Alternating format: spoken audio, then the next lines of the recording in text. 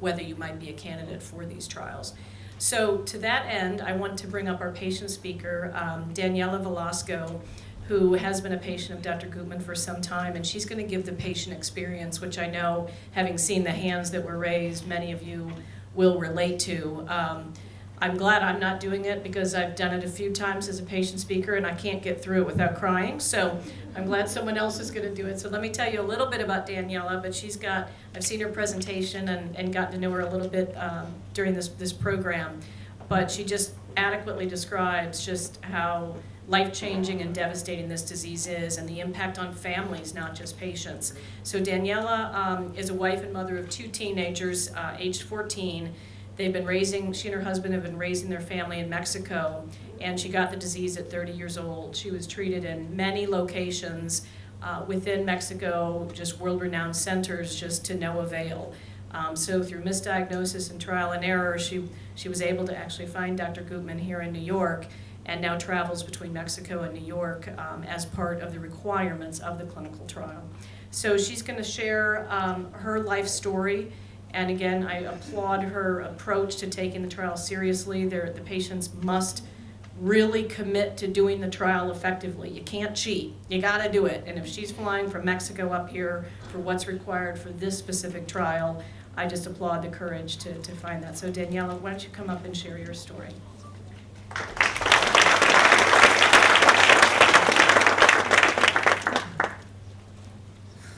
This is harder than I thought. So. Okay, so basically I was born and raised in Monterrey, Mexico, which is up north. I was living a very healthy life with such very bad habits like smoking and eating junk food. But basically I ended up struggling probably the biggest battle I have ever fight in my life, which is itch.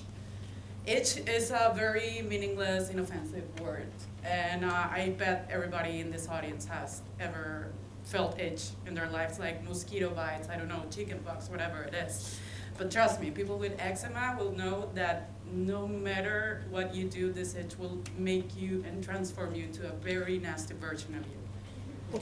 So basically, it all started a few months after I moved to Mazatlan, which is on the Pacific Ocean. I was perfectly fine. I ended up with a very small rash under my left thigh. It was pretty much about 3 centimeters. I tried to convince myself that it wasn't a big deal.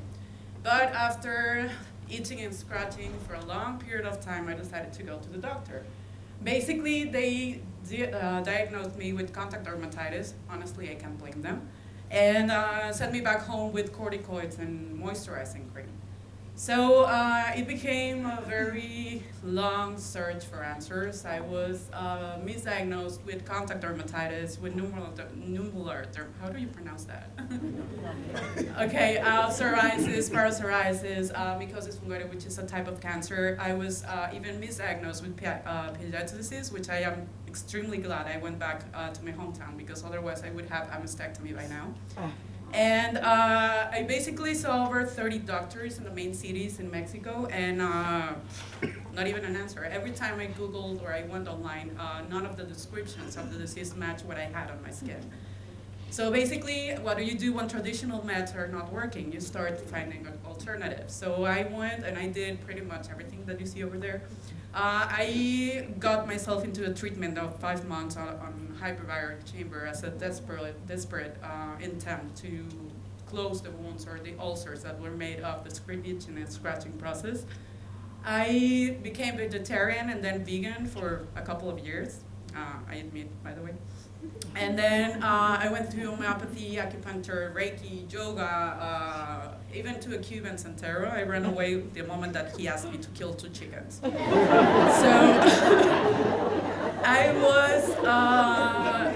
it was a very long way until I saw a very well-known specialist in Mexico. And basically, the answer he gave me really surprised me. I can laugh about it now, but it wasn't a funny joke at the moment. Basically, he told me that what I needed wasn't a dermatologist, that I needed a psychiatrist, because I was doing this to myself to get attention. So at that point, I was speechless, which is a very hard thing to do. And I basically went home, talked to my parents, and talked to my husband, and I said to them, like, okay, Mexico's not going to have an answer for me. So I decided to go to America. and that's why I'm here. So basically, I was diagnosed finally in New York City. I was diagnosed with eczema, and pretty much they run a patch allergy test that is pretty much non-existent in Mexico. And I discovered I was extremely allergic to propylene glycol. I had no idea, which is in every single product we use: shampoo, conditioner, moisturizer, everything. So I got introduced to bleach baths, and pretty much I got into a very harsh doses of immunosuppressors to get this treatment. They really worked. If you can see the development from here to there, like it's from the very first day up until 2 weeks of treatment, but the side effects on me were extremely harsh. So, as I said, I was in a very long time of immunosuppressors. I had very nasty side effects. I was extremely unable to function. I was dizzy all the time. I was angry all the time. I was feeling sick, and I was a terrible mother. So there was a point that even my kids were afraid to wake me up because the itching and scratching gets so bad at night that you're not able to sleep for more than 30 minutes. And they were like, let's not wake mommy. She's going to be really mad. So there comes a point that you just need to focus and think what's the best outcome of all of this. And after I ran a few blood tests in Mexico, I discovered I had kidney and liver distress, so I stopped immediately. And it was no surprise that my disease came stronger than ever, and the cycle became eternal: itching, scratching, oozing, bleeding all over again. So, reality check, I was extremely sick, I wasn't working, I was being miserable, and I needed to find a job where I couldn't excuse myself to call in for a sick day. So what did? I got into the wine industry. Why? It's not because I needed the extra stress, of course. It's just because I needed to make it work and find something that is just impossible for you to miss. Like, there's no way a wedding is going through if I am not there. So I found myself an excuse to push me to the limit, and no matter how itching I was and how oozing I was and how burning sensation I had to deliver. So for me, it was my escape, it was my motivation, besides my family, of course, but it came to a point that I needed to stay focused. And this is something I would like to tell every single patient in this crowd, that you need to find something to keep you focused. Otherwise, you're gonna end up depressed and in a whole serial of psychological aspects. So what happens, eczema can be a very hard enemy to live with. We all have heard the phrase like to get your friends closer and enemies closer, but it doesn't work with eczema. This is something that you want as far away as you can from you. And but what happens when the enemy is a part of you? What happens when you just can't push it away? You just have to accept the fact that it's gonna be there probably forever. And you need to find answers. You need to keep moving. No matter what you do, you need to keep moving. You need to keep looking. You need to keep researching. And there's somebody always out there looking for the same thing that you're looking for. And finally, I found someone who was looking for the same answers I was, Dr. Gutman. And basically, I spent every single dime I had on my savings account. I kept searching for options. I never gave up. I can honestly say that I tried pretty much everything on 2 different countries. So basically, now I had a life, I had a job, but I was still feeling miserable. And after a few research, I found this article that I posted right here with Dr. Gutman, with a very promising doctor who was extremely well rated by patients, by doctors, by reviews, by everything. I'm like, this is too good to be true. So I was keeping a lot of research, and I was basically stalking her. I'm sorry, doctor. So I did a lot of research about her coworkers, blogs of her patients, and I even started asking some doctors in America to Google her and to see what she was into and if this drug or this particular clinical trial was actually working. So basically, I was really afraid, to be honest. I wasn't sure if I needed to do it. I was afraid to even ask for an appointment. I wrote her a very long email, which you probably heard, like a shorter version of the email. And I needed to see her. I needed to work with her. I needed to see what was going on. So basically, she told me that in order to get to clinical trials, I needed to be able to be in New York actually every week during the first months of the treatment. I was like, New York? every week, like, awesome. I'm the luckiest girl on earth. But then the reality check kick in again, and it's like money. So it became, eczema is a very expensive disease, especially for me. As a Mexican, we don't have an American insurance, a health insurance, so I have to pay for every single one of my expenses. Well, I had to before the trial. And basically, I had to pay for medication, moisturizers, corticoids, like every single stuff I tried in America before meeting Dr. Gutman. And flights are not quite cheap from Cancun to New York City, especially on high season. So I started talking to her, and she explained to me that clinical trials are free. So it was extremely good news. I was really worried about the financial aspect. And still is a very, how do I say this? It's very challenging to be able to pay all the trips back and forth, but it's been totally worth it. So I know this will sound a little bit corny, but it's a very happy ending story. I am extremely happy with the results. I cannot lie and say that I'm not itchy anymore, but definitely it's a very bearable itch. It's probably a 1 from a 0 to 10, and before it was a 10, no doubt. And barely feel the side effects. For me, it has been great. I have no side effects whatsoever. And my life has really changed completely. I have quality time with my family. They're not afraid to wake me up anymore. And I'm basically able to have a normal life. Like, it's very terrible to live in the beautiful Caribbean Ocean and not being able to get into the sea because your skin looks like that. That burns. So after a while, I've been able to actually find time to be able to enjoy my family and to do activities that I wasn't allowed to. So it involves sacrifice, family to family-wise. My company's been suffering a little bit because I'm not there half of the week, but it's totally worth it. And if I had to give a piece of advice to people who are basically suffering what I did, is to keep looking. There's a lot of clinical trials, as we heard, out there being tested right now. And you need to find your motivation just to keep focused, to not get you out of the way and not to get depressed and not to get too self-involved with your disease, because the worst thing that you can do is to have self-pity. You need to keep moving. You have to find people like you. Most people have tried zillions of things that you probably haven't tried. They have to let you know what has worked for them, what hasn't worked for them, and you have to learn from others. And most important, you have to make an informed decision. You have to know, like, research, stalk people, and get them, like, get as many information as you can so you can get a very good decision. And who knows, maybe the answer is closer than you thought. Thank you so much for listening.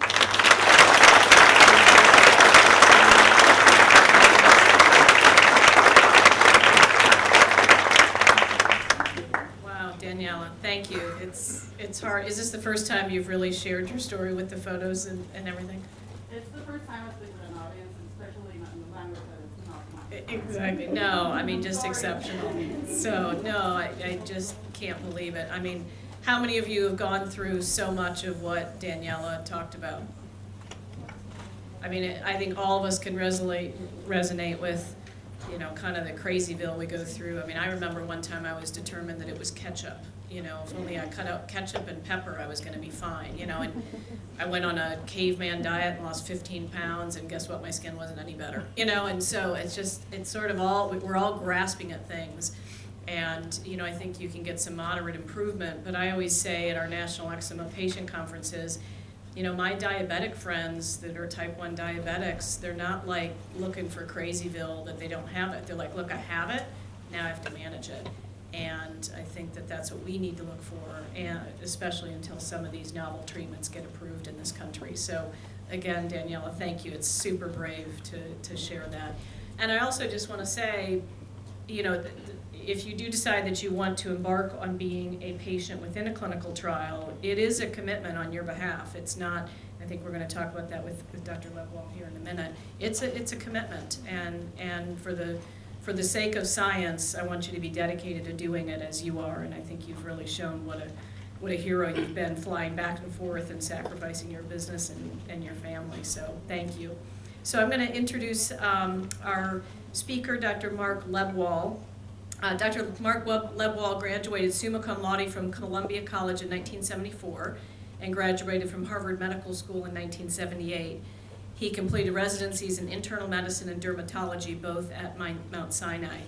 He's been practicing dermatology since 1983. He's professor and chairman of the Department of Dermatology here at Mount Sinai. He is absolutely a nationally recognized leader in the field of dermatology. He's written or co-written several books. He has authored or co-authored over 500 publications, including peer-reviewed articles, and many, many book chapters. So he's also actively involved in clinical trials and research, and we're thrilled to be able to have you here, Dr. Lebwold. So thank you.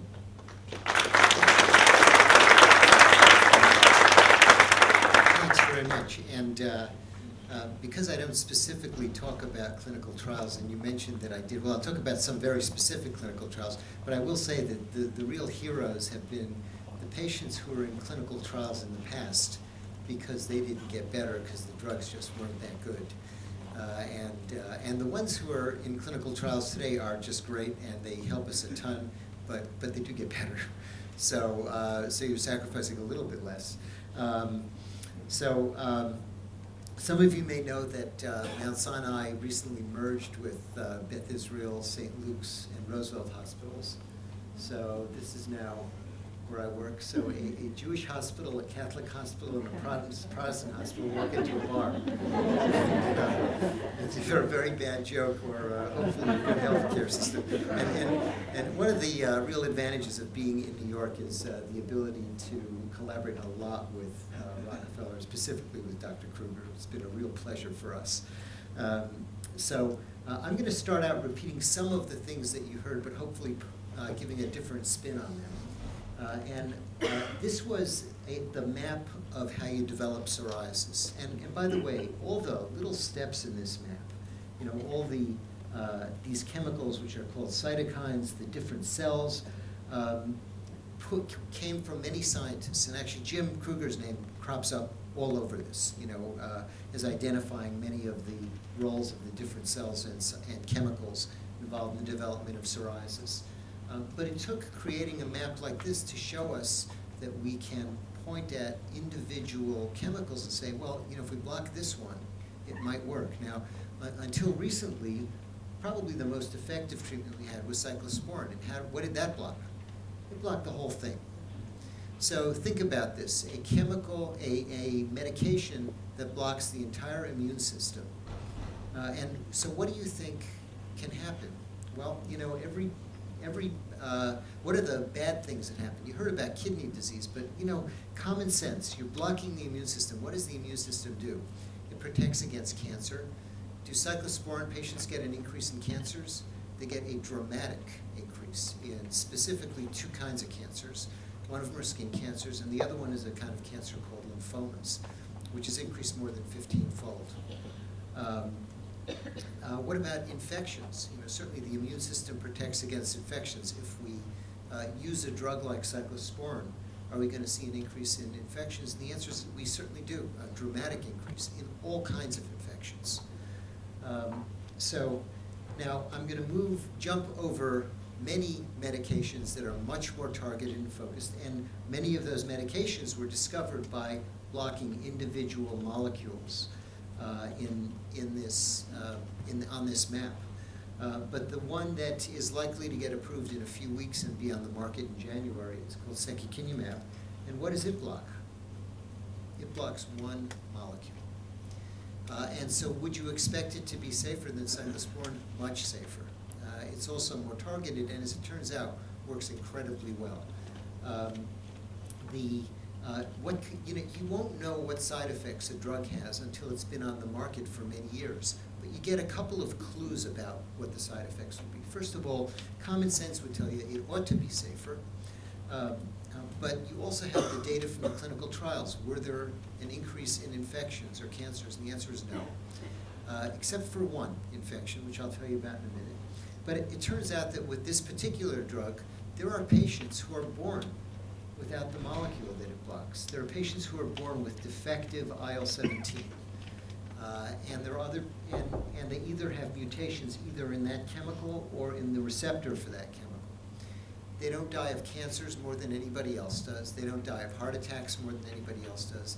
They get yeast infections. which is a side effect that is pretty easy to deal with, especially nowadays. We have great treatments for that. So, and in fact, in the clinical trial, the only thing that was increased was a tiny increase in mild to moderate yeast infections, which were very easily managed. And actually, nobody dropped out of the study for that. They're easy to treat. In fact, the treatment for yeast infections, there's a pill called diflucan, which is actually over the counter in the UK, in England. And one day does it. One dose does it. So that's secukinumab. So, we figured out from psoriasis that we have the ability to hit little tiny parts of the immune system and dramatically improve the disease. And this is a patient who is treated with secukinumab. This is a before, and this is 4 weeks later. So a dramatically effective treatment. Now, I actually take great pride in this map, because this map was created by Dr. Gutman, who's in our department. And she put together all of the cells and all of the molecules that lead to the development of eczema. And many of these, by the way, identified by her. And so, suddenly we now have the ability to say, well, look, we can look at maybe if we block this chemical, it'll get better, or this one, or this one. And so let's see what happens when we do that. And this is what cyclosporin does. It certainly works. Cyclosporin is dramatically effective, but it blocks the whole thing. And this is a patient before and a patient a few weeks after cyclosporin. A dramatically effective treatment. But we can do a lot better. We can very safely block one molecule, and dupilumab blocks IL-4. And we actually did the initial dupilumab. It's called a dose ranging study. So when you get a drug approved, they want to make sure it's safe, so they start at a very low dose, and then they gradually increase the dose. The lowest dose worked. The first patients treated got better. And it was a dramatic thing. And then after we finished the first levels of doses, they actually halted the trial, and I'm speculating now, but they moved to asthma. Asthma is sort of like eczema of the airways. And the drug proved miraculous in asthma, and it was published in the New England Journal of Medicine. And then they came back to eczema to finish up the trials. So that's the dupilumab trial that you've heard of. And I'll show you some photos in a moment of before and afters. The other trial that we speculated about was this one with IL-22. Now, IL-22 had been tested already in patients with psoriasis. And there were no side effects that stopped it, but it just didn't work for psoriasis. But IL-22 has a very different role in eczema than it does in psoriasis. And so Emma contacted the makers of the antibody to IL-22, and they gave us their last batch, and that's the trial that is ongoing as well. And here are some before and afters of dupilumab in the IL-22 trials, and you see the before and afters are pretty dramatic. Again, this is, let me back up. So obviously this is the before, this is the after. Again, before and after. There are yet other targets that we are looking at, and we have a little bit of experience with ustekinumab, Emma has told you.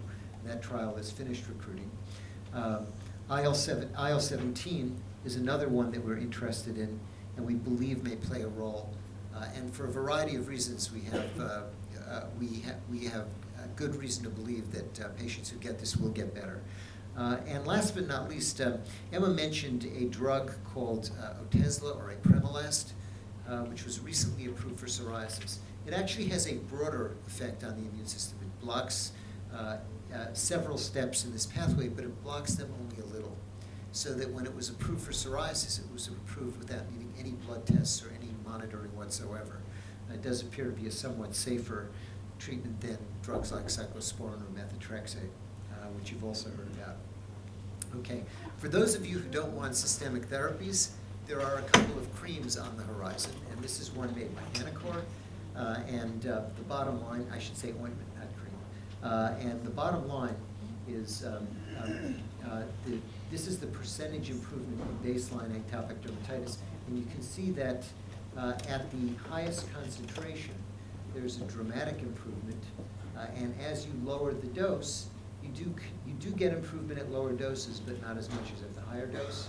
And to put this in perspective, the proportion of patients at the highest dose the proportion of patients at the highest dose by day 29 who are clear or almost clear was 74%.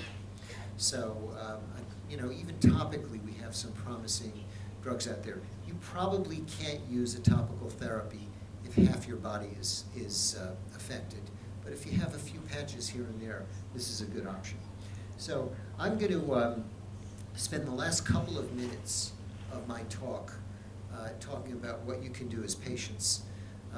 And I'm going to start out by saying that about a year and some months ago, Medicare announced that they were going to cut reimbursements for phototherapy by 60%. Now, I can tell you that most of the phototherapy units in New York have closed already because it's just not very profitable. But a few centers still have light treatments, and we were one of them. And some of you in the audience may say, well, every time I go for a light treatment, they get $120. But for most of the patients, every time you go for a light treatment, we get either $0 or $15 or $25.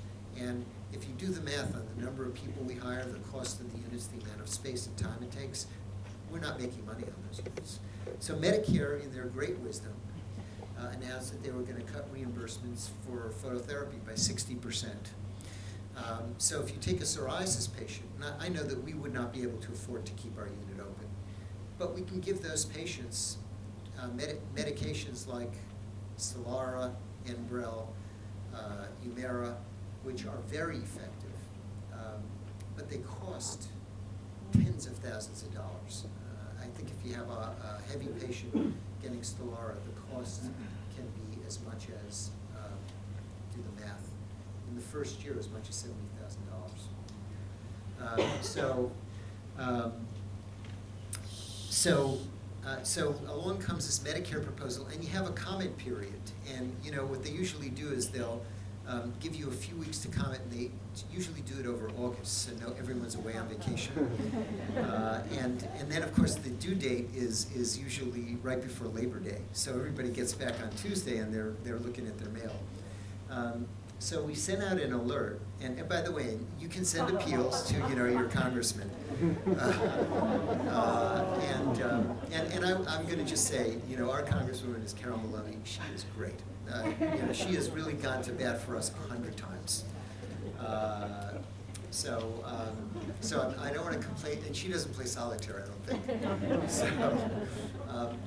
So I'm going to tell you, we sent out letters to all the dermatologists in the country. This primarily affected 3 groups of patients: patients with psoriasis, patients with eczema, and patients with vitiligo.